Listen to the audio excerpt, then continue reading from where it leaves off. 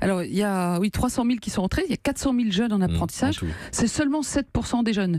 Et le premier sujet, c'est que c'est une porte vers l'emploi. 7 sur 10 ont un emploi et beaucoup de jeunes et de familles ne le savent pas. C'est une voie de réussite. La deuxième chose, c'est pour ça que la campagne que nous lançons aujourd'hui, hashtag démarre ta story, c'est une campagne importante puisqu'il faut casser les codes, il faut casser les idées reçues. Beaucoup de jeunes ne savent pas qu'on peut préparer les mêmes diplômes, du CAP, du bac pro, de l'ingénieur. On peut le passer par l'apprentissage en étant autonome, en ayant une rémunération et en ayant finalement, en pouvant étape par étape, gravir tous les échelons. Et puis c'est des métiers de passion et donc je pense que pour le jeune c'est important. Et très concrètement, on va augmenter la rémunération des apprentis. Donc ça veut dire qu'un jeune en bac pro, 18 ans, c'est 715 € par mois pour se former quand même, il est en formation en même temps. Ils auront chacun 500 € pour payer la moitié de leur permis et l'autre ils vont se le financer. Et on va négocier les prix globaux.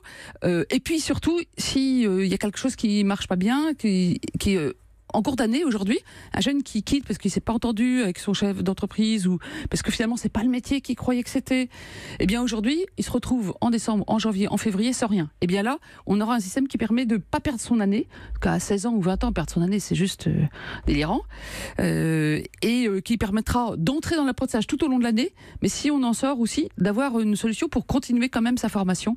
Et donc il y a beaucoup de choses pour les jeunes. On pourra être apprenti jusqu'à 30 ans aussi. Et on pourra être apprenti jusqu'à 30 ans parce qu'il y a beaucoup de jeunes, il y a de plus en plus par exemple de jeunes qui ont fait 1 an, 2 ans, 3 ans à l'université. Puis la maturité, là on ne sait pas forcément ce qu'on veut faire à 16 ou 18 ans. Puis il y en a aussi qui sur le coup de 25, 26 ans, ils se disent ça y est, je sais ce que je veux faire un BTS informatique ou charpentier par l'apprentissage. Il faut que ça soit possible. Est-ce que vous fixez un objectif chiffré? Non, parce qu'on est plus ambitieux que ça. Ah bon? Voilà. Non, parce que les objectifs chiffrés, c'est comme si le gouvernement décidait. Non, ce qu'il faut, c'est la mobilisation des jeunes, des entreprises, de l'éducation nationale pour l'orientation, des régions, des partenaires sociaux. Et là, j'espère qu'on sera...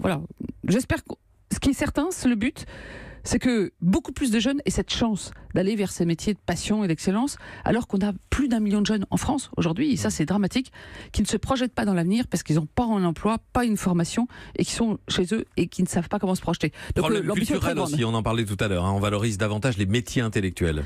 Oui, comme si en France on croit toujours que la main et le cerveau ils ne fonctionnent pas ensemble. C'est contraire à toute la connaissance sur le sujet. L'intelligence de la main, ça existe, et on peut se réaliser, être très heureux dans un métier où on combine les deux, plus que uniquement être dans la partie intellectuelle. C'est une autre forme pédagogique finalement. C'est d'abord faire pour apprendre, comme dit Thierry Marx. Alors que dans d'autres systèmes, on peut apprendre puis un jour faire. Et bien voilà, faire pour apprendre. Quand on a envie de relier cette intelligence concrète et l'intelligence plus cérébrale, il faut faire l'apprentissage.